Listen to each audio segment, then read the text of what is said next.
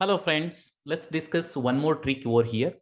So if you look at my screen, let's discuss this use case where my Mule application is trying to access the target system, which is actually whitelisted. Okay, so that means if your Mule application wants to access this target system, your IP address, public IP address of your, more specific, public IP address of your Mule application has to be whitelisted over here. Now, what all options we have to whitelist that?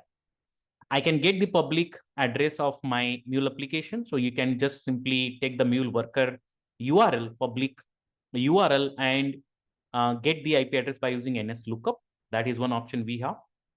But the problem with that approach is the moment you redeploy or restart this application, your application will get redeployed on another worker. That means you'll get one more public address, right?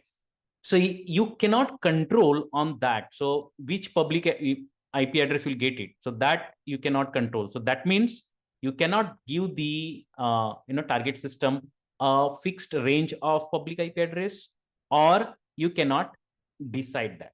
Okay. Second option. So that means you cannot have a fixed range of public IP. We don't know which public IP address will be assigned to your Mule application in future when you redeploy it or delete or try to restart. Now, second option we have is we can deploy this under VPC, and then we can give the range of IP addresses from your VPC public IP range. Okay. So again, what you're doing is, if you do that, then whatever applications are deployed under that VPC, all will be able to allow to access this this database or this SFTP, which is whitelisted. Third option, which is our trick. So we can assign the static IP to your Mule application, and that static IP, it's not free. You'll get it from your license. So you have to make sure that you have static IPs available.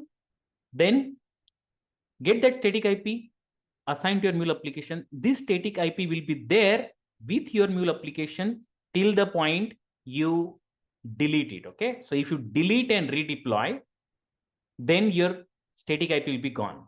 But if you keep on redeploying without deleting, this static IP will be associated with your application. So answer is, or trick is, you can assign the static IP to your application, give that static IP to the target system to whitelist, and then happily you'll be able to access target systems by that approach. That's the trick I wanted to discuss. Thank you. If you have liked it, please share. If you have not subscribed it, please go ahead and subscribe the channel. Thank you.